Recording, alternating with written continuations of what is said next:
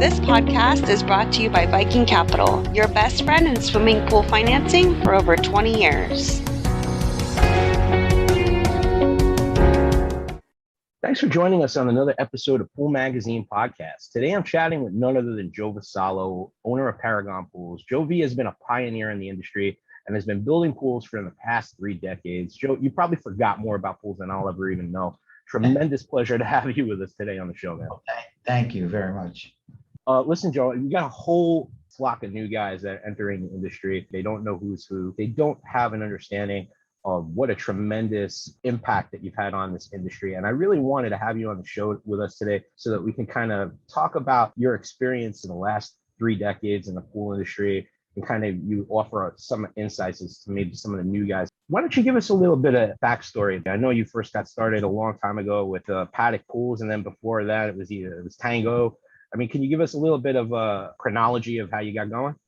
Sure. Actually, it's a very interesting story. When I was a very young man, still in high school, my dream was to become an architect. And, as life has it, things don't always pan out the way you would like them to be. But I went to a very accredited school in Brooklyn, New York, which is where I grew up, called Brooklyn Tech High School. I did get a lot of design training and architectural training while I was attending Brooklyn Tech. But after that, really didn't have the money to go to college or anything like that. So I wound up, just going to work like everybody else. But at some point, I had a friend of mine who owned a Tropicana orange juice distributorship, and got into that. And that was pretty lucrative. I did very well with it. And then at the age of about 38, I wound up moving to Las Vegas. One of the attractions about Las Vegas, it wasn't the gambling or the nightlife. Coming from a high-end real estate place like New York to Las Vegas, the money went pretty far. Like I said, I was barely 40 years old. I was able to sell my house and buy another house twice the size for half the cost, and I had a much kind of nicer living environment than I did living in the city. So when I bought my house in Vegas, certainly like almost everybody else, I wanted a swimming pool. So I call up a swimming pool company. Some guy comes out, a designer, and starts designing a pool for me. Well, my design juices started to kick in from way back when, and said, no, we should do this, we should do that. I pretty much knocked him off his drafting table and started, designing my pool. And in those days, we were still using, pencil, ink, triangles, and circles. Stencils, yeah, for sure. This is roughly about 1988 now. So the guy says, wow, you're pretty good at this, And I said, yeah. He says, you ought to talk to my boss. I said, really? Turns out it was the owner of Tango Pools, Tony Tagano, who has since passed away. But he was a little Italian guy like me from New York. So I went to go meet him. We got along great. He hired me. And that's when I first got into the swimming pool business. So it was kind of interesting how, life seems to have a path that takes you where you're supposed to go. Yeah, I that kind of worked out for me the same way, Joe. I mean, I took one look at California and I was like, this is the way life is supposed to be. So, I mean, it sounds like you kind of got the same experience when you touched down in Vegas. You're like, yeah, this is for me.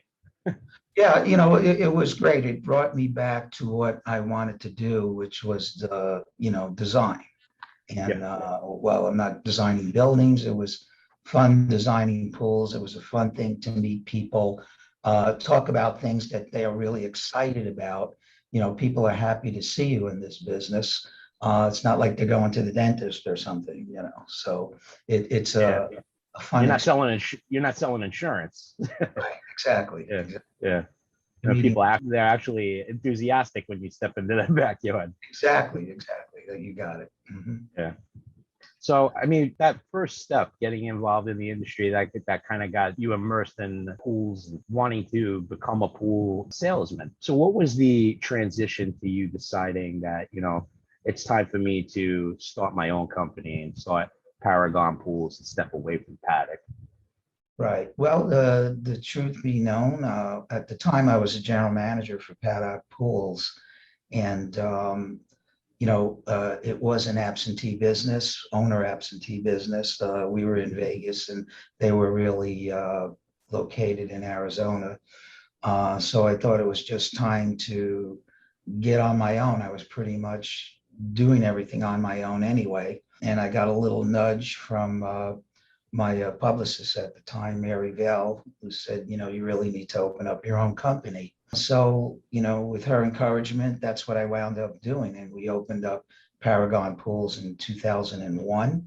So we are now celebrating our 20th anniversary this year.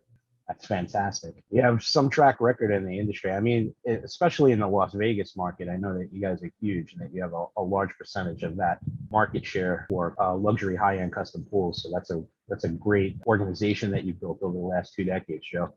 Well, thank you. Thank you. It's been a fun trip, but, still a roller coaster. If you remember back, I guess it's now about 10 years ago, Las Vegas went through a very, very rough period where we were having more foreclosures than any place else in the country. So in order to survive that, we started doing more of the remodeling and repair work. A lot of people were, even if they wanted to leave their homes, they couldn't because they couldn't get the value out of it. They were probably underwater at best. And so they decided to invest a little more money into the home because they were going to be there for a while. So the remodeling and repair business became kind of a lifeline for us. And then finally, we moved out of that kind of bad time into some better times. And right now, things are just going through the roof. And, I've got way more business than I can possibly handle. Joe, where do you think this unprecedented demand that we've had over the last 2 years, where do you think that's going within the next 2 years? I mean, you've been in this industry a long time, so you kind of know the trends and everything. I'm sure you've never seen anything like this before, though, right? You're right about that. In 30 years, I've never seen anything like this. I can only kind of guess, not an economic kind of person, but I think it was a confluence of several things. Number one, when this COVID hit, manufacturing started to dwindle. Plants were either closing or just running skeleton crews.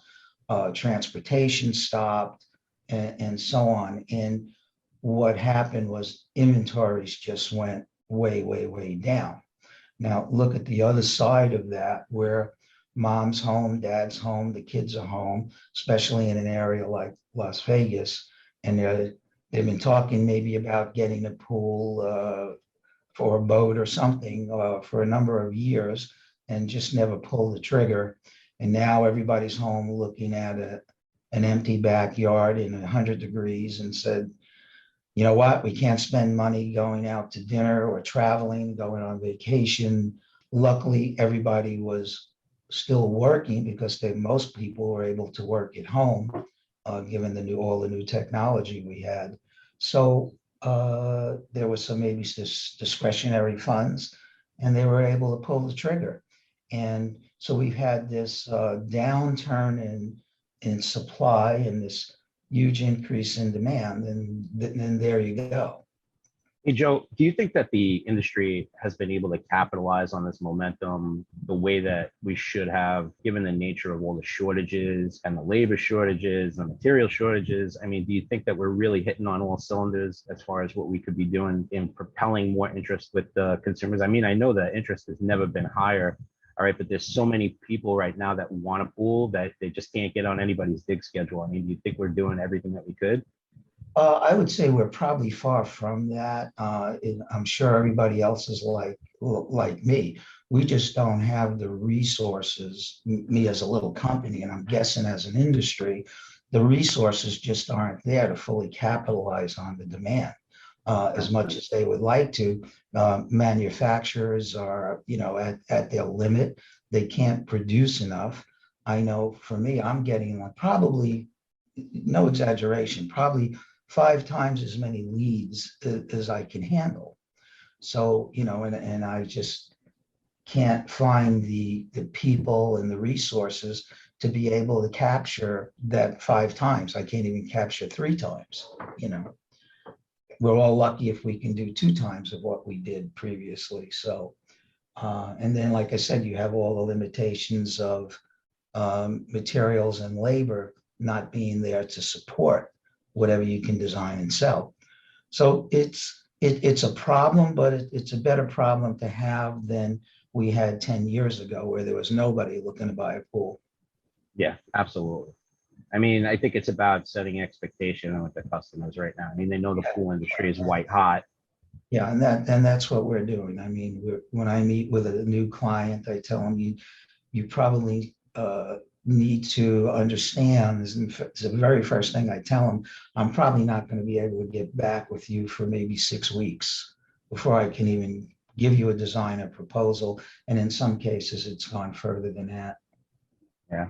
I see guys lead time has just been extended. I mean, I was talking with another big builder the other day who said it's like 2 months before you can even set foot in somebody's backyard to give them an estimate. So, I mean, it's really, it's a problem right now, just, you know, trying to be a hydra and trying to be in a million places at once.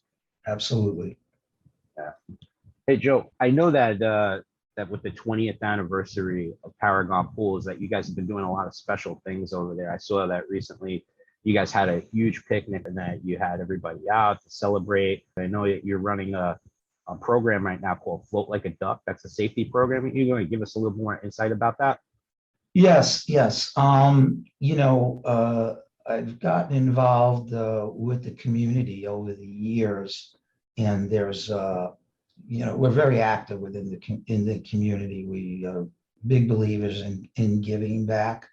And one of the needs we found in one of the an area of concern, as you probably know, that the drowning of small children, especially under the age of 4 or 5, is a big concern for our industry. And I realized there are a lot of communities here in Vegas, like in every other city, where there are children who don't have the opportunity to get in the pool or learn to swim.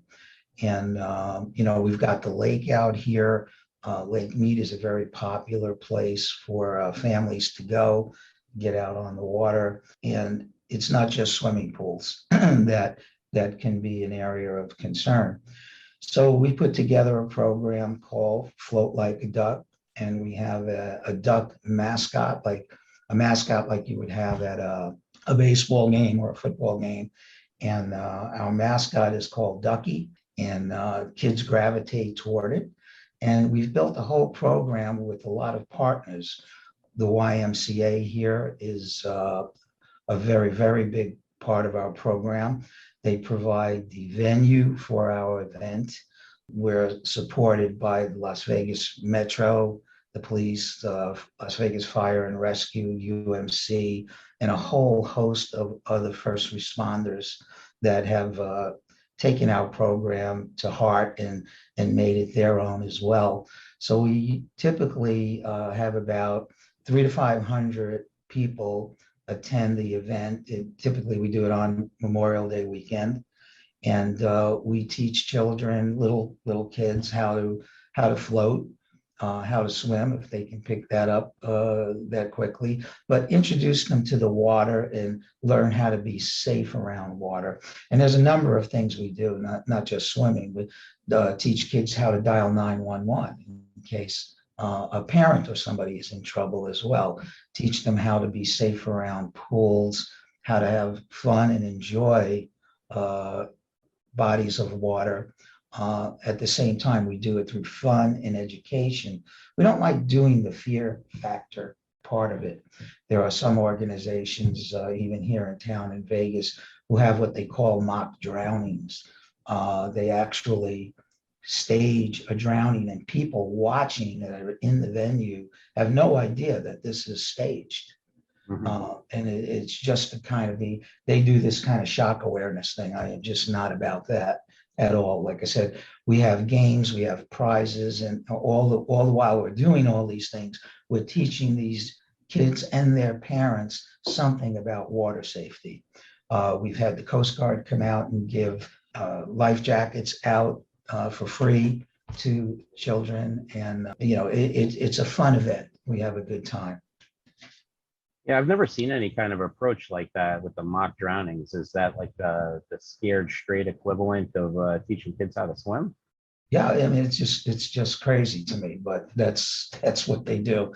They feel somehow or other this is some kind of makes kind of an impression. To me, it leaves a very bad impression, but Yeah, I mean, I would think it would make kids traumatized of being around the water, if anything. yeah. So like I said, we try to do it in a fun way. We've actually created a coloring book where that we hand out to the kids. Each page in the coloring book is some well-known person from Las Vegas. It could be our TV weatherman or something along that line. Some of our first responders are actually characterized, I guess is the word, in the coloring book. And people, the kids can color each person. But, we have fire trucks in the book and all of that. But at the bottom of each page, so a parent can go over and do this with them, is a water safety tip. So it's really very cool. And, we've been doing this now. We just celebrated our 18th year. Oh, that's awesome. Is that something that your son's helping you administer? Yeah, Is he getting involved with this? Yeah, my son gets involved with almost everything. I'm at the point where I'm kind of throttling back a little bit or trying to. I feel like Mhm. Godfather 3, every time I try and get out, they keep pulling me back in. But, Joey pretty much runs most of the company now. And most of the decisions are his. I still stay in touch. I don't know, for some reason, I can't see myself getting up every morning with nothing to do. So I still dabble a little bit, but I get to play golf a couple of days a week. So I'm not complaining too much. I wanted to talk to you a little bit about that because I know that you've had a successful implementation of kind of transferring roles and responsibilities and being able to step down and having your son step up to take a more day-to-day role in the operations of the company. I know that there's a lot of guys in the industry that are struggling with ways to come up with a succession plan and figuring out what their third act is going to be in terms of how do they transfer over the mantle of that business to either one of their relatives or a new owner. And I wanted to talk to you and get some insight from you on how you put that succession plan together for your son. Yeah, well, I think first of all, you have to be very lucky, to be honest with you. I've always had a very, very good relationship with my son. I coached him through Little League. I always coached the teams, we did a lot of things together all the way through. And then when he was in high school, during the summers, I used to take him out with me and just help me go measure a yard or something like that, where he would hold the end of the tape while I went around and measured it. And little by little, he started to get more and more involved. I don't want to say I pushed him that way, but I did not discourage him in any way. He started to demonstrate some talent, and I helped him, I guess, nurture that talent. And as time went by, he started becoming one of my best designers and salespeople, that I had. And then obviously the next step was to be running a company. And he took to all of that very, very well. He embraced it. He loves it. He enjoys it. And let's face it, the money's pretty good in our business for what we do. So you can make a very, very good living. And, so I think it takes a little bit of luck, but it does take some time. I've always been a person that liked to teach and share my knowledge. I don't know why, but I got a big kick out of that. And some people are very secretive. They want to keep what they know to themselves. I'm completely the opposite of that.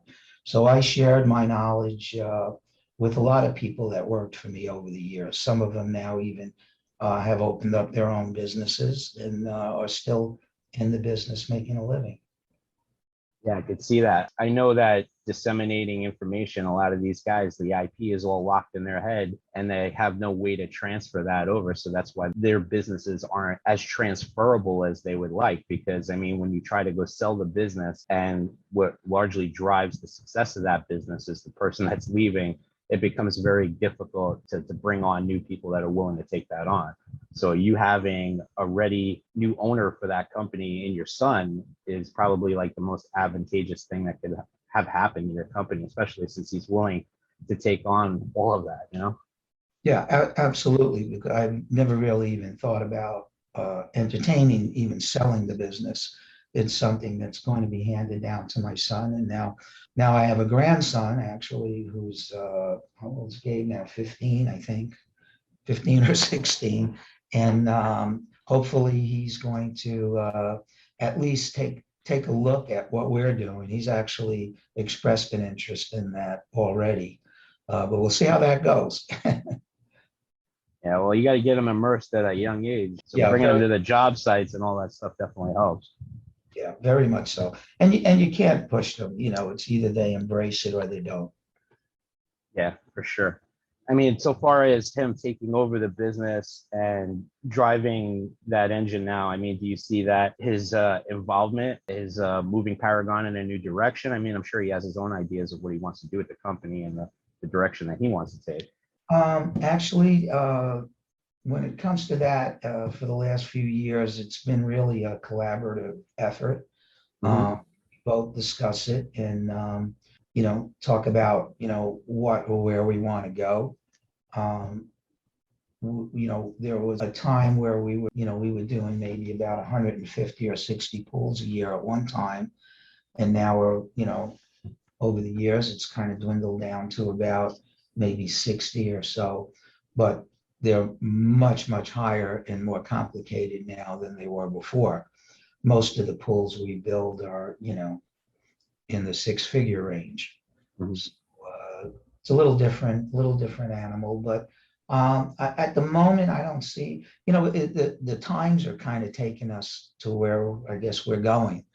It's not the other way around, like we're not driving the ship, I don't think. I think the times are driving the ship. So the market's kind of indicating to you, Where we where need to you're, go. where you need to be and where you need to position yourselves. Yeah, that makes a lot of sense. Yeah, As far so, as transitioning over to being a more high-end builder and shifting away from production pools, I mean, how has that been for you so far? oh, no, that's been great. I've always been kind of attracted to things, let's just say that they were challenging. I remember a while back, I was called to go out and redo a half-acre lake. And it was like basically ripping out the lake and starting all over. Now, I had never done a lake before, but I was very much attracted into wanting to do that. And I was able to have the resources to call upon to help me make that happen. It turned out to be a huge success. I made a lot of money on it, and it worked out great. And one of my things is I've never had a callback for anything, not one little thing, on that lake. And then that kind of jump started me into doing some commercial pools where I'm working on getting ready to start a project here very shortly. That's a 4,000 square foot pool, so it's a pretty large undertaking. And so we don't shy away from new things or challenging things. Again, we enjoy taking them on. I definitely know you guys are on the cutting edge so far as the design is concerned. I mean, I see some of the stuff you guys are putting out in the Vegas market. I mean, you guys are established a really strong reputation for designing on the high end. One of the things I like the most is the use of fire that you used in some of your pools. Tell me about one of these designs that you did that uses a great combination of water and fire, Joe. Well, I guess first I'll tell you how it got started and how we got into it. We were doing a Street of Dreams home here in Las Vegas a while back. And we came up with the idea of, we were looking for something that's going to be different than everybody else. And at the time, we came up with this idea of what if we could get fire and water coming out of the same vessel? That might be pretty cool. So, we were doing water pots, we were doing fire pots, but we never put the two together. And we figured out a way to build it so that we could do that. And then that fire became very popular with our clients. They liked it. And we kept on growing and growing with this fire, adding bigger fire and, new types of ways of introducing the fire. And currently, I've got 3 projects on the board right now. One has a 60-foot fire bar behind the pool. Another one has a 30-foot fire bar, and another one has a 40-foot fire bar. Now, these are not mixed with water, but just to give you an idea how big fire has gotten as a popular amenity to a pool. And 2 of those are residential pools, by the way. The 60-foot one is a residential pool. Who are some of the vendors that you're using, Joe? I mean, you're using like Grand Effects or anything, anybody like that? We've used Grand Effects, which is now with, I was going to say Zodiac, but it's now Fluidra. And there's a local guy in town who does things all over the world called Fire by Design. Yeah, those are the 2 places that we mostly call on. Hey, Joe, can you tell me about any recent projects that you just finished up that you want to talk about or discuss? Well, there was one project that I think we didn't well, it's just about 2 years old now, I guess, since we finished, was a very unique project. Actually was a very small backyard, as a matter of fact, and was a very unique home. The back of the house was actually almost on a 45-degree angle with a series of 90-degree offsets. And the backyard was very small, and this particular client came to us with this bag full of wants and desires. He wanted a perimeter overflow pool. He wanted a fire pit. He wanted a large area because he had a great view of the strip. So he wanted to raise the deck up and have a great, view of the strip, and just so many things going on this pool. And we were able to put together what I thought was a very clever, unique design in this small backyard. And it really turned out great. Hard to describe with words. Maybe you'll give us some pictures so that we can share that in the article, Joe. Yeah, absolutely. I'll have Mary send them to you. Are you still designing, Joe? Like, is that part of your day to day, or you kind of shifted some of the design over to your other guys? Not too much. Sometimes my son's doing most of the design work now. I might sit on in a little consultation meeting with him on some projects, and we might kick a few ideas around. But I don't think fair to say that I'm really sitting down and taking on a project and designing it. I am doing the commercial projects, but the commercial projects, for the most part, come to me already designed. They just give you a set of plans and you just bid them and build them. And so that's kind of where I'm at right now. And I kind of like it. We do maybe a dozen commercial pools a year. Just getting through the health department and building department is enough work with those projects. I wanted to ask you a question. I had Noah Nylik on a while ago on the show, and we were discussing Structure Studios and how he got that product started. And he was kind of telling me how instrumental you were in that whole process. Can you give me a little bit of insight as to how that all went down, Joe? Yeah. Actually, I was general manager for Paddock Pools at the time. And as a matter of fact, it was the project that I was talking about at the Street of Dreams with the fire and water pot. And I was introduced to Noah, and he came in and he showed me this almost like a video game, that he had. And he said he could do these things like with pools. And I said, well, let me see what you can do. And if I recall, we gave him a plan or two, and he put together one of his 3D designs. And I was just like totally blown away. Here we are, we've actually made this pool, this plan that we would present to clients in a plan view, or sometimes we had some artistic representation of a still picture of what that pool might look like. But now all of a sudden, we can see what this pool looks like as if I was a bird flying over the top of it, sitting in my living room, looking out a window. I could dive into the bottom of the pool and see what it looks like underwater from every angle and aspect.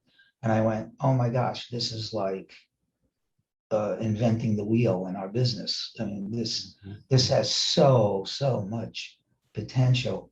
And I took it to Buzz Giz at the time, who was the owner of Paddock Pools, and he was also blown away. And so we started, I think Buzz was working with them at the time, trying to maybe be the financial backing behind it. And we just kept developing it. And Noah just ran with it, finally took it on his own. And now it's taken it to the level that he's taken it to. But yeah, that was my eyes. I can't even imagine how big my eyes got when I first saw this program. And what we did was for that Street of Dreams, Noah made me a CD that was on a continuous loop that we put inside the home of the Street of Dreams on their TV, on the, they had a big flat screen TV. And we put it on the TV that was a loop, and just constantly played the video of the backyard pool. It was rather impressive. So it was great. And then good for Noah. He's made a great business for himself. I love hearing the story, Joe. I mean, it sounds like, to me, when I hear it, it sounds like, you were in the room when the light bulb was invented. So it's pretty cool to hear. That's what it feels like to me. I mean, this was a giant leap for our industry.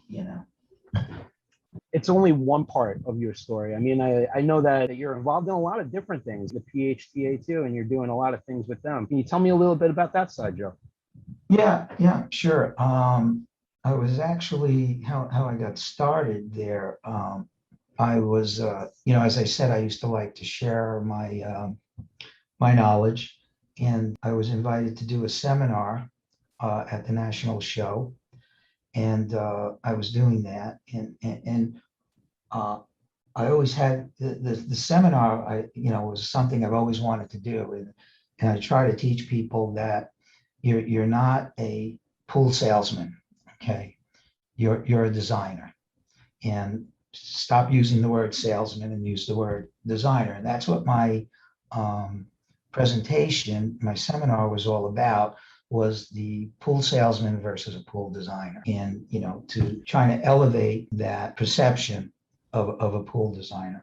But anyway, one of the guys from the at the time was I think it was the APSP, came in, and he was involved with the National Builders Council, came in, listened to my seminar, and I was invited in to join that Builders Council, which I did. Met some great people. A lot of them are part of those resources I was talking about, and just started to get a little more involved in different ways with what is now the PHTA, Pool and Hot Tub Association, and wound up being on the board of directors for the association for 6 years. And it was a great experience. You have no idea, and most people in our industry have no idea how they are being protected by these handful of people who volunteer and get themselves involved in the organization. There are so many things going on that we are totally unaware of that affect our industry. Different codes, laws, government intervention, people out there who are trying to, while their intentions are good, but sometimes they do it in a way that can harm our ability to be successful and earn a living. So somebody has to get involved and keep an eye on this, and and protect our industry.